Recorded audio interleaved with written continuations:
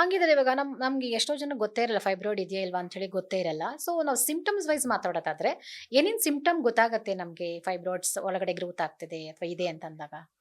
Usually ಪೇಷಂಟ್‌ಗೆ ತೊಂದರೆ ಇದ್ದಾಗ ಮಾತ್ರ ಹಾಸ್ಪಿಟಲ್‌ಗೆ ಬರ್ತಾರೆ. ಸೊ ಅವಾಗ ನಾವು ಸ್ಕ್ಯಾನಿಂಗ್ ಮಾಡ್ತೀವಿ. ಆ ಸ್ಕ್ಯಾನ್ ಅಲ್ಲಿ ಗೊತ್ತಾಗುತ್ತೆ. ಸೊ ತೊಂದರೆಗಳೇನಿರೋದು ಪೀರಿಯಡ್ ಟೈಮಲ್ಲಿ ಸಿಕ್ಕಾಪಟ್ಟೆ ನೋವು ಬರುತ್ತೆ. ಟ್ಯಾಬ್ಲೆಟ್ಸ್ ತಗೊಂಡ್ರು ನೋವು ಕಮ್ಮಿ ಆಗಲ್ಲ. ಇಂಜೆಕ್ಷನ್ ತಗೊಳ್ಬೇಕಾಗತ್ತೆ ಅಥವಾ ನೋವಿಂದ ಎಷ್ಟು ಸಿವಿಯರ್ ಆಗತ್ತೆ ಅಂತಂದ್ರೆ ಅವ್ರಿಗೆ ತಲೆ ಸುತ್ತು ಬರಬಹುದು, ಇಲ್ಲ ವಾಂತಿ ಆಗಬಹುದು. ಅದು ಸಿವಿಯಾರಿಟಿ ಆಫ್ ಪೇನ್ ನಮಗೆ ಗೊತ್ತಾಗತ್ತೆ ಈ ತರ ಹೇಳಿದಾಗ.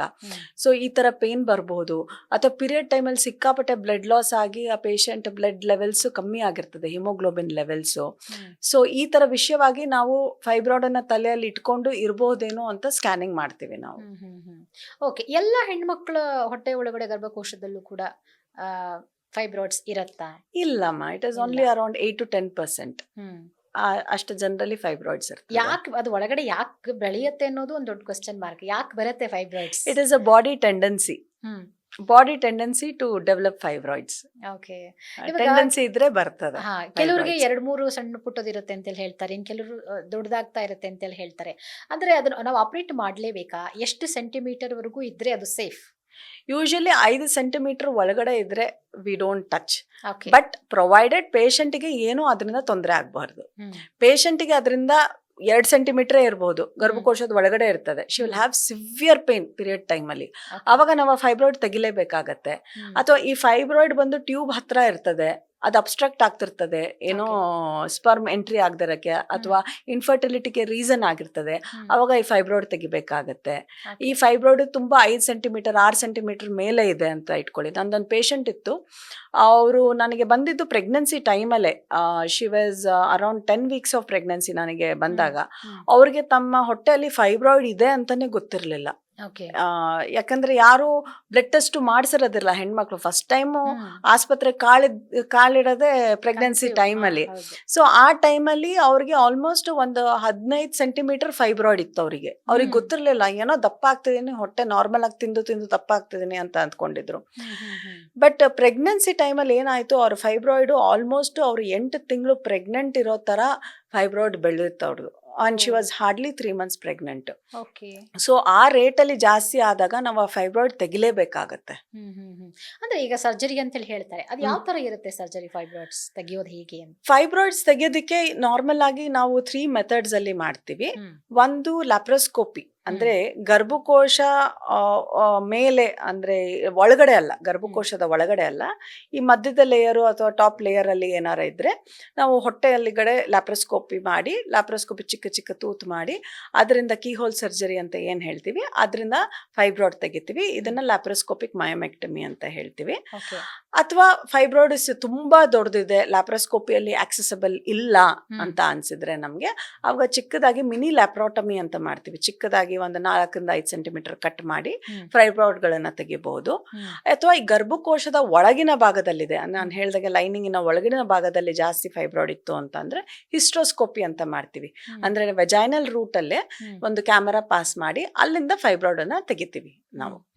ಅಂದ್ರೆ ಒಂದ್ಸತಿ ರಿಮೂವ್ ಮಾಡಿದ್ರೆ ಮತ್ತೆ ಗ್ರೋತ್ ಆಗಲ್ವಾ ಫೈಬ್ರಾಯ್ಡ್ಸ್? ಆ ಬಾಡಿ ಅದೇ ಫೈಬ್ರಾಯ್ಡ್ ವಾಪಸ್ ಬರಲ್ಲ, ಬಟ್ ಹೊಸ ಫೈಬ್ರಾಯ್ಡ್ ಬರುವ ಸಾಧ್ಯತೆ ಇರಬಹುದು. ಓಕೆ. ಅಂದ್ರೆ ಈಗ ನಮ್ಮ ಬಾಡಿಯಲ್ಲಿ ಫೈಬ್ರಾಯ್ಡ್ಸ್ ಗ್ರೋತ್ ಆಗ್ಲಿಕ್ಕೆ ಎಕ್ಸಾಕ್ಟ್ ರೀಸನ್ ಇಲ್ವಾ?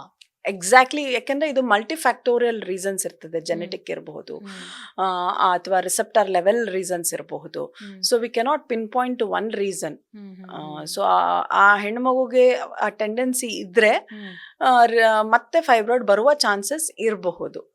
ಅದು ಅಷ್ಟು ಬೇಗ ಅಂದ್ರೆ ಇವಾಗ ತೆಗೆದು ಮುಂದಿನ ವರ್ಷಕ್ಕೆ ಒಂದು 10 ಸೆಂಟಿಮೀಟರ್ ಫೈಬ್ರಾಯ್ಡ್ ಆ ತರ ಬರೋದಿಲ್ಲ, ಬರಲ್ಲ. ಓಕೆ. ಹಾಗಿದ್ರೆ ಈಗ ಬ್ಲೀಡಿಂಗ್ ಆಗೇ ಆಗುತ್ತಾ? ಫೈಬ್ರಾಯ್ಡ್ಸ್ ಇದ್ರೆ ಹೆಚ್ಚು ಬ್ಲೀಡಿಂಗ್ ಆಗೇ ಆಗುತ್ತಾ? ಇಲ್ಲ, ಒನ್ ಆಫ್ ದ ಸಿಂಪ್ಟಮ್ಸ್ ಅಷ್ಟೇ. ಕೆಲವೊಂದು ಪೇಷಂಟ್ಗೆ ಅವ್ರಿಗೆ ಫೈಬ್ರಾಯ್ಡ್ ಇದು, ನಾನು ಹೇಳದ್ನಲ್ಲ ಈಗ ತಾನೇ, ಒಂದು ಪೇಷಂಟ್ ಅವ್ರಿಗಿದೆ ಅಂತಾನೆ ಗೊತ್ತಿರಲ್ಲ ಅಷ್ಟು ದೊಡ್ಡ ಫೈಬ್ರಾಯ್ಡ್ ಅವ್ರ ಬಾಡಿಯಲ್ಲಿ. ಪ್ರೆಗ್ನೆನ್ಸಿಗೆ ಬಂದಾದ್ಮೇಲೆ ಗೊತ್ತಾಗಿದ್ದು ಅವರಿಗೆ. ಓಕೆ. ಅಂದ್ರೆ ಕೆಲವ್ರಿಗೆ ಹೇಳ್ತಾರೆ ಇವಾಗ ಫೈಬ್ರಾಯ್ಡ್ಸ್ ಇದೆ, ಆಪರೇಷನ್ ಮಾಡಿಸ್ಕೋಬೇಕು ಅಂತ. ಆಪರೇಷನ್ನೇ ಫೈನಲ್ ಅಥವಾ ಅದಕ್ಕೇನು ಮೆಡಿಸಿನ್ಸ್ ಇಲ್ವಾ ಒಳಗಡೆ ಕರಗಲಿಕ್ಕೆ? ಹೆಂಗೆ? ಫೈಬ್ರೋ ಟ್ರೀಟ್ಮೆಂಟ್ಗೆ ಬಹಳ ನಾನ್ ಆಪರೇಟಿವ್ ನಾನ್ ಸರ್ಜಿಕಲ್ ಮೆಥಡ್ಸ್ ಇರ್ತದೆ. ಅಂದರೆ ನಾವೇನು ಮಾಡ್ತೀವಿ, ಅದಕ್ಕೆ ರಕ್ತ ಸಂಚರಣೆ ಆಗದೇ ಇರೋ ಥರ ಒಂದು ಟ್ರೀಟ್ಮೆಂಟ್ ಕೊಡ್ತೀವಿ, ಅಲ್ಲೇ ಫೈಬ್ರಾಯ್ಡ್ ಶ್ರಿಂಕ್ ಆಗೋ ಥರ. ಬಟ್ ದೆನ್ ಅಗೇನ್ ಅದರದ್ದೇ ಪಾಸಿಟಿವ್ ಇರ್ತದೆ, ನೆಗೆಟಿವ್ ಇರ್ತದೆ. But I would recommend removal of the fibroid will be the best option for them. But ಎಲ್ಲರೂ ಏನಂತ ಹೇಳ್ತಾರೆ ಅಂತಂದ್ರೆ ಸರ್ಜರಿಗೆ ಹೋಗ್ಲಿಕ್ಕೆ ಹೆದರ್ಕೊಳ್ತಾರೆ ಸ್ವಲ್ಪ, ಯಾಕಂದ್ರೆ ಸ್ವಲ್ಪ ಗ್ಯಾಪ್ ತಗೊಳ್ಬೇಕು, ಮತ್ತೆ ಏನಾದರೂ ಬಂದ್ಬಿಡುತ್ತಾ, ಕನ್ಸೀವ್ ಆಗ್ಲಿಕ್ಕೆ ಆಗುತ್ತೋ ಇಲ್ವೋ ಅನ್ನುವಂಥ ಭಯ ಇರುತ್ತೆ. ಸೊ ನೀವು ಹೇಳ್ತಿದ್ರೆ ನಾವು ಸರ್ಜರಿನೇ ಸಜೆಸ್ಟ್ ಮಾಡ್ತೀವಿ ಅಂತ. ಅಂದ್ರೆ ಫೈಬ್ರಾಯ್ಡ್ ಇದ್ದಾಗ ನಾರ್ಮಲ್ ಆಗಿರೋ ಪೇಷಂಟ್ಗೆ ಸರ್ಜರಿ ಮಾಡ್ತೀನಿ ಅಂತಂದ್ರೆ ಯಾರ ಹೆದರ್ಕೊಂತಾರೆ.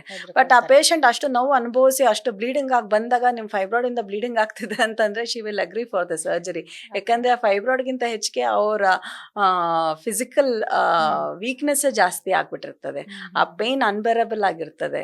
ಸೊ ನನಗೇನು ಪ್ರಾಬ್ಲಮ್ ಅಂತ ಇದುವರೆಗೂ ಯಾವ ಪೇಷಂಟು ಆ ಥರ ಹೆದರ್ಕೊಂಡಿಲ್ಲ. ಶಿ ವುಡ್ ಅಕ್ಸೆಪ್ಟ್ ಇಟ್, ಯಾಕಂದ್ರೆ ಗೊತ್ತಿದೆ ಪ್ರಾಬ್ಲಮ್ ಅಂಡ್ ಅನುಭವಿಸ್ತಿದಾರೆ ಆ ಪ್ರಾಬ್ಲಮ್ ಅನ್ನ. ಈಗ ನಾರ್ಮಲ್ ಆಗಿರೋ ಪೇಷಂಟ್ಗೂ ಫೈಬ್ರಾಯ್ಡ್ ಇಂದ ಅವ್ರಿಗೇನು ತೊಂದರೆ ಆಗ್ತಿಲ್ಲ ಅಂತಂದ್ರೆ ಅವರಿಗೆ ನಾನು ಸರ್ಜರಿ ಮಾಡ್ತೀನಿ ಅಂತಂದ್ರೆ ನನಗೂ ಉಪಯೋಗ ಇಲ್ಲ, ಅವ್ರಿಗೂ ಉಪಯೋಗ ಇಲ್ಲ ಅದರಿಂದ. ಅಂದ್ರೆ ಈಗ ನೀವು ಹೇಳಿದ್ರಿ ಹೊಟ್ಟೆ ಪೇನ್ ಬರುತ್ತೆ, ಪೀರಿಯಡ್ಸ್ ಟೈಮಲ್ಲಿ ಹೆವಿ ಬ್ಲೀಡಿಂಗ್ ಆಗುತ್ತೆ ಅಂತ. ಬಟ್ ಕೆಲವರಿಗೆ ಆ ಸಿಂಪ್ಟಮ್ಸೇ ಇರಲ್ಲ, ಹೊಟ್ಟೆ ಅವಾಗ ನಾವು ಫೈಬ್ರಾಯ್ಡ್ ಅನ್ನು ತೆಗಿಯೋದಕ್ಕೆ ಹೋಗೋದಿಲ್ಲ. ಬಟ್ ಅದು ಕನ್ಸೀವಿಂಗ್ ಪ್ರಾಬ್ಲಮ್ ಮಾಡ್ತಾ ಇದ್ರೆ ಅವಾಗ ತೆಗಿಲೇಬೇಕಲ್ಲ, ಯಾಕಂದ್ರೆ ಕನ್ಸೀವಿಂಗ್ ಪ್ರಾಬ್ಲಮ್ ಆಗ್ತಿದ್ದಾಗ ಆ conceive infertility is also problem. She would know that this is because of this I am not able to conceive ಅಂತ ಅಂದಾಗ. ಸೊ ಅವಾಗ ಒಂದು 3 to 4 ಸೈಕಲ್ಸ್ ನೋಡ್ತೀವಿ, ಕನ್ಸೀವ್ ಆಗಿಲ್ಲ ಅಂತಂದ್ರೆ ಆ ಫೈಬ್ರಾಯ್ಡ್ ತೆಗಿಬೇಕಾಗತ್ತೆ ಅಡ್ಡದಲ್ಲಿದ್ರೆ. ಓಕೆ.